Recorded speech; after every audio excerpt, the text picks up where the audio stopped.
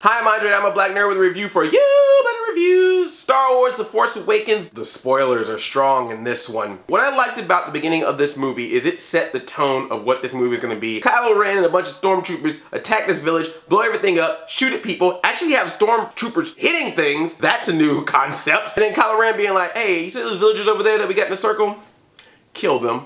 I was like, whoa! We ain't even 5 minutes in this thing and you already just killed an entire village, dude! Alright, I'm on board. I know what I'm getting right now. That is a great, great opening scene. I love Poe, man. Poe was amazing. Being someone who is adventurous and also being able to be sort of jokey. Are you gonna talk? Am I gonna talk? Really, really cool character. And seeing Poe and Finn together, I mean, they were so awesome. It was like a buddy film. The way they worked together in trying to get out of the base with the TIE fighter and then when they reunited, I just loved them. Like, I thought Finn and Rey had really great chemistry, but I also feel like Finn and Poe had very good chemistry too. I don't know if they're gonna try to relationship any of these people, they're gonna try to ship anybody, but Finn has probably got about as good of a chance to end up with Poe as he does with Rey. I mean, especially when Finn wore his jacket when he thought that Poe was dead, and he met up with Poe and he's like, oh, that's my jacket, and Finn's about to take it off. He's like, no, keep it. It looks good on you. I almost wanted to get behind him and just go, sometimes when we touch. Stormtrooper that doesn't have a name, FN2187. So Poe's all like, I'm calling you Finn. I'm like, oh, y'all already giving each other pet names?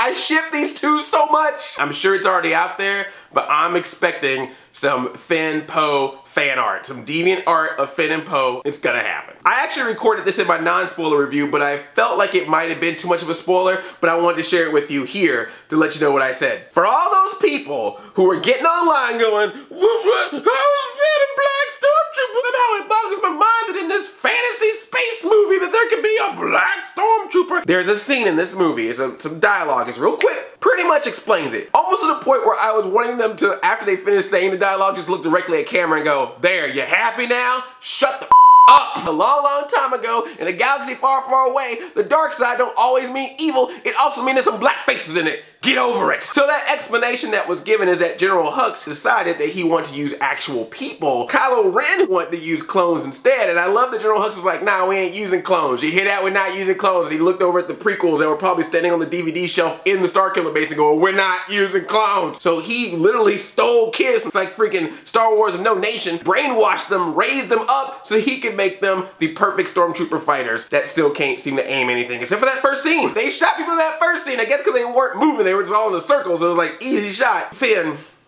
dude, I love you. I love you in the movie. I love you in real life. You are the man, and I appreciate what you're doing. He's a stormtrooper. He finds out on his first day of the mission, man, what did I get myself into? And then he's like, I can't be a part of this. I got to go. Finn is just, man, I love him in this movie. Like, he has that perfect balance of being comedic, dramatic, action, strong, and brave. I'm just like, man, everything about him is just great. And then he meets up with Rey, and Rey's all like, oh, you're part of the Resistance? He's like, yeah, girl, whatever you want. Resistance, Sith, Rebellion, shoot, I'm from Star Trek. I don't care what you think I am, but it makes you smile like that. I am that person. And I especially love the part when he's talking to BB-8. BB-8, I need your help, man. She wants info from me, and I ain't got it. You got it. You got to tell me the info. And BB-8's all like, and then at one point he just goes, droid, please. And I know he meant like, droid, please help me, but I couldn't help but feel like it was like, droid, please. He felt like you actually took a brother from like Earth and just was like, here, you're now in Star Wars. And he would say lines like, are we really doing this? That wasn't in the script. That was him actually talking about being in that movie. Are we really doing this? Am I really in Star Wars right now? What the devil, what is going on? A black British man is in Star Wars. Meanwhile, Idris Elba like, yeah, that's cool, that's cool. I'm in Star Trek Beyond or whatever. Although I have to say, I was a little like, oh, that feels a little too real when Rey knocked him out and was all like, you stole that jacket. BB-8 shocking him too. I was like, ah, see, a brother can't even catch a break in space. I was given this jacket, I swear. Yeah, sure, zap, zap, zap. Now, there are some people who are complaining that, well, was Finn too comedic? Was he too jokey? And was he not powerful enough? Okay, this is a dude who was stolen, brainwashed to be a stormtrooper. And then on his first day, in front of Kylo Ren and Captain Phasma, is all like, yeah, I'm not shooting these people. I'm not following your orders. Their prisoner, he helps him escape just so he can get himself out of there. Then he meets up with Rey. They jump up in the Millennium Falcon. He's like shooting the people that he used to work with. And then they run up to him talking about, traitor, traitor, you're not a stormtrooper anymore. He's like, all right, I'm gonna just take this lightsaber and fight the people I used to work with, stabbing my freaking friends. Let's also talk about the fact that the man is using a lightsaber and he ain't even a Jedi. He just picking that thing up like, all right, let's just do this. If I had a lightsaber in my hand, I'd be like this. I'd be like, and then goes up there with Han Solo. He even goes up to Kylo Ren and is all like, you know what? I know you probably gonna beat me. I'm pretty sure of it. You probably gonna kill me right now, but I'm sorry. I don't wanna be a stormtrooper anymore. This girl looking at me right now, I need to fight you. He went against the grain and he goes up against people obviously more powerful than him. Pretty sure as the movies go along, we're gonna see more of him and see him grow as a character.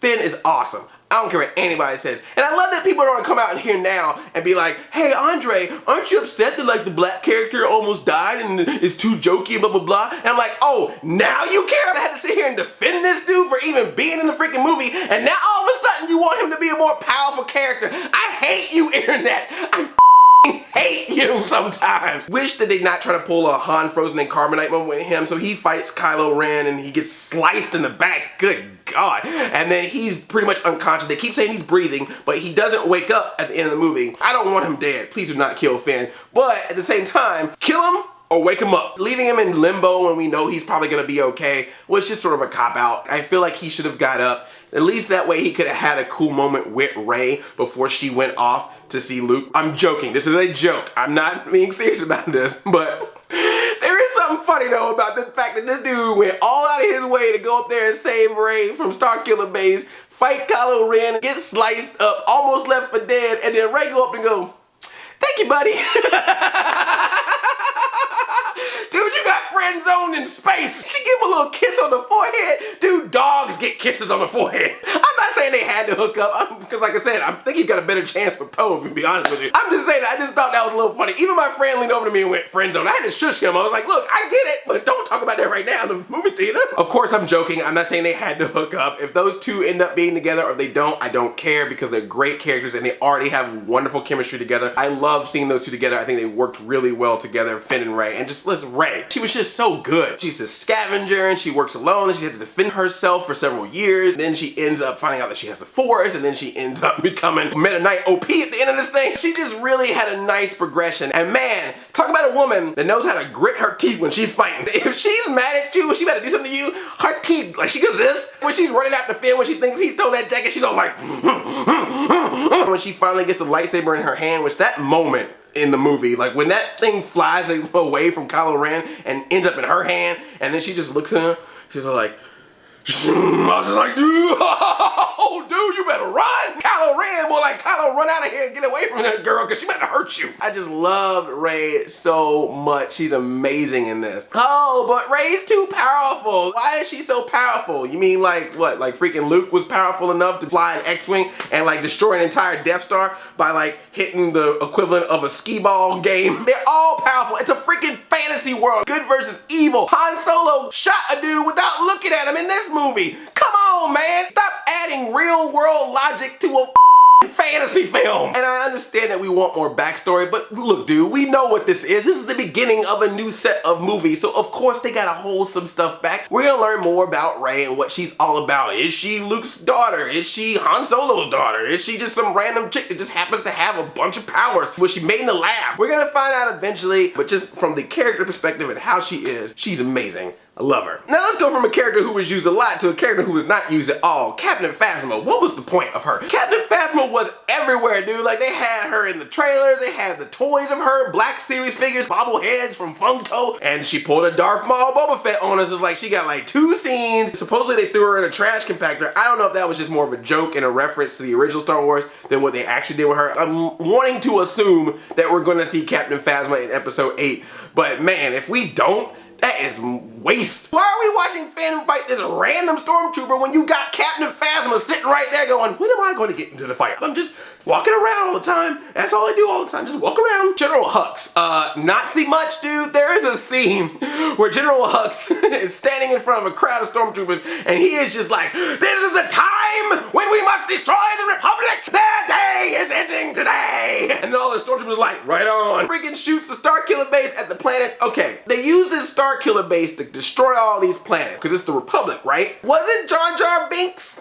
part of the Republic by the end of episode 3? So if technically he's still part of the Republic and technically he living on those planets, Jar Jar is dead. Unless, of course, that theory still stands and he's like Snoke or the mastermind behind all this, which I think that would be amazing if he just came out like, oh, Misa, Trixie, no, you found me out. Yes, I, Jarvis Bickington, I was playing dumb back in the prequel days just to throw off the Jedi, but it seems that you found out my plans, and now you know too much. General Hux works with Kylo Ren, but you know secretly wants his job. General Hux is like the Starscream of this picture. I should be the one in charge of the First Order, just because this dude got some Jedi powers and he's like Snoke's little teacher's pet. He gets to rule things. That should be me.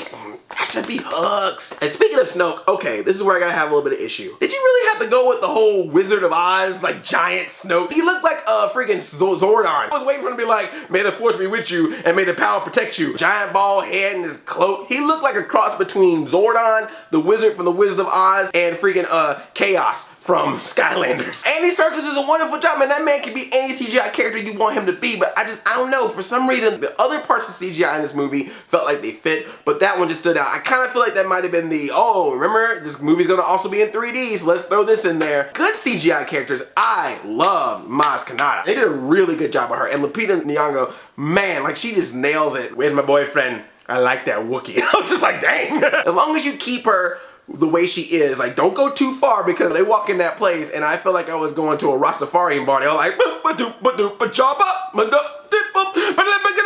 all right, don't you go back to that.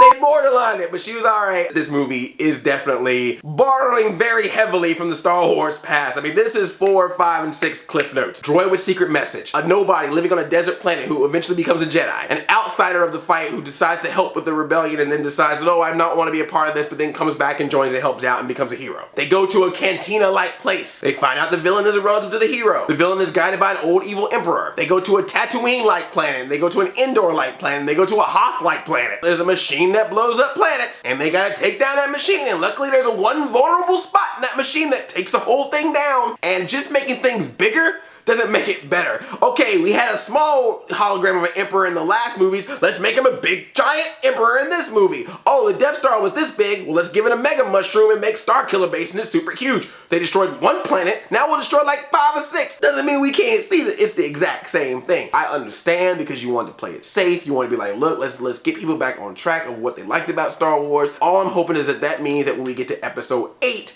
it's a whole new ball game, that you can do a little bit more creative with it. Still have that love and feel and heart that makes Star Wars, but just plot-wise, I mean, we can't blow up any more Death Stars, man. They already did that more than once in the originals. And who is making these things that still have vulnerable spots? This thing was the size of a planet, and they still found out, hey, we shoot this one little spot right here, kaboom! Come on, guys! Who is your architect? Now let's talk about the cast they brought back. C-3PO. You could tell that like they were like, we're gonna show him. All right, remember C-3PO? Here he is. We'll give him a scene. All right, you done. Episode 2, and it was when they were in that giant fight, and C-3PO loses his head, and he's just making all these jokes and puns. They were just like, they ain't happening again. Therefore, you get to sit in the sidelines for Force Awakens. The dude even has a replacement red arm and even makes a deal about, oh, you may not recognize me with my red arm. And the movie was like, we ain't gonna tell you how he got that red arm. We moving on. C-3PO, you had your scene. Now get out. But I just want to get out. BB-8 has a piece of a map that's supposed to lead everyone to Luke Skywalker. Of course, R2-D2 has the rest of the map, but it was still cool to see him there. Seeing Chewie again was really great. Han Solo, of course, comes back in this, and man, I'm so happy. He's an older, funnier, wiser Han Solo. I love him in this. I especially love that he finally, for some reason, decides to use Chewie's weapon, and just to see the giddiness in him, I'm like, I like this. His connection with Finn was really good. Their chemistry worked really well together. I especially love the part when Finn is all like trying to talk to him, calling him Solo and stuff. Can you help me out? Can you give me tips? And he was all like, women always find out the truth. Peace. Good luck with that. Whether you have a connection with him from the old movies or this maybe is your first time on Han Solo, you still connect to this character, which was very important. Let's talk about that scene and the person who caused that scene, Kylo Ren. Kylo Ren is the son of Han Solo and Leia, which is why he has the Force, but instead has turned to the dark side, because as Han Solo put it, he got a little Vader in him. Like it's a drug or something, like, come on, man, put that Vader in me. Oh, gotta get a little Vader in me, man. Turn into the dark side and Raven. Kylo Ren, man, I'm conflicted with him. When he starts off, I love this dude. Like, he just comes off hardcore right from the beginning. He's like, oh, hello there, old man. Slice. Hey, village. kill them. I know some people probably don't like it, but I'm sorry, I loved it. Whenever someone came to him and was like, hey man, we messed up. We didn't do what you asked us to do. That dude would pull out his lightsaber and give the biggest temper tantrum I've ever seen in my life. He's like, I just want to get it.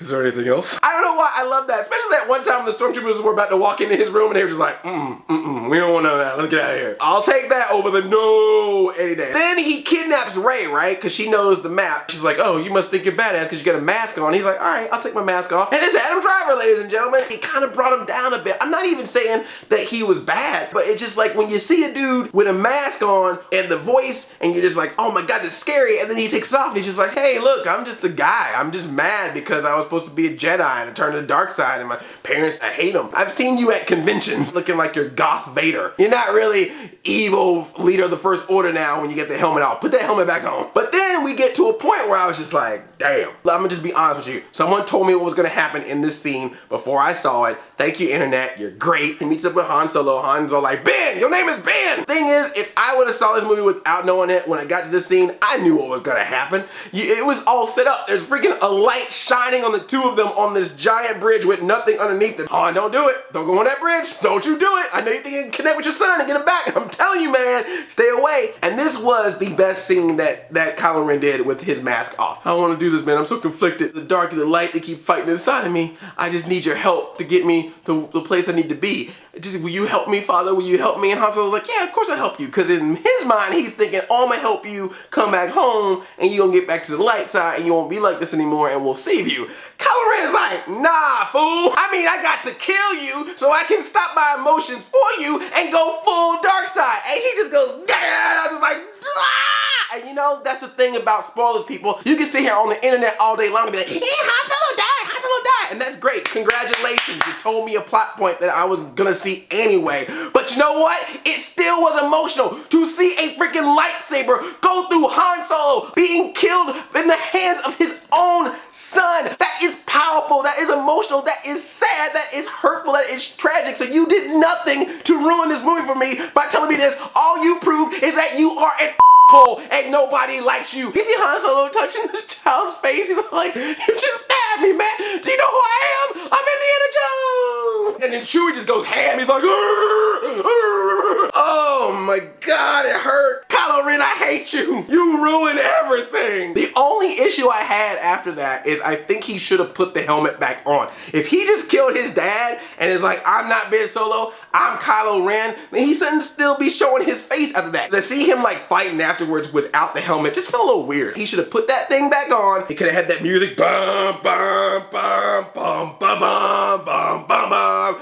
That would have been powerful. And all I'm saying is, Leia, you may want to hide. Rey's like, I gotta take this lightsaber back to Luke, and we finally see Luke and Mark Hamill, man, bless your heart. You just got the easiest paycheck I've ever seen in my entire life. This dude does not say a word. He literally just turns around.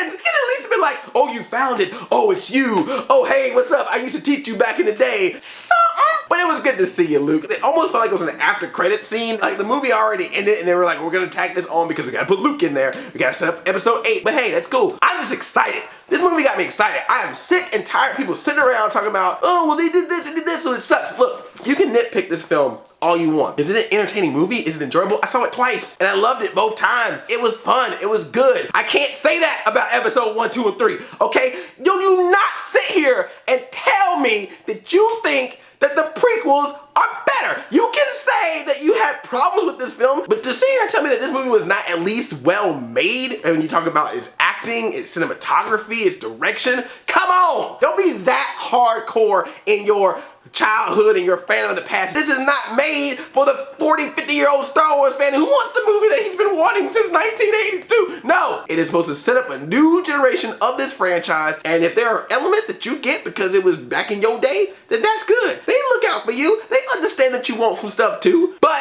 the fans and the Rays and the Poes and the BB-8s and all that stuff, that's that new shit. That's for the next generation. If you want to come along for the ride, then go for it, and you'll probably find a lot of stuff that you'll like about it as well. If you decided you want to just be sitting in your corner and be like, the stuff I love back in the day, that's all I need, then fine. Go watch the old movies. Well, watch the old movies that you can find in their old format. Star Wars The Force Awakens gets a thumbs up for me. I'm done. I'm Star Wars out. I love you like a play cousin. I'm 95,000. A chain chomp. Yelp.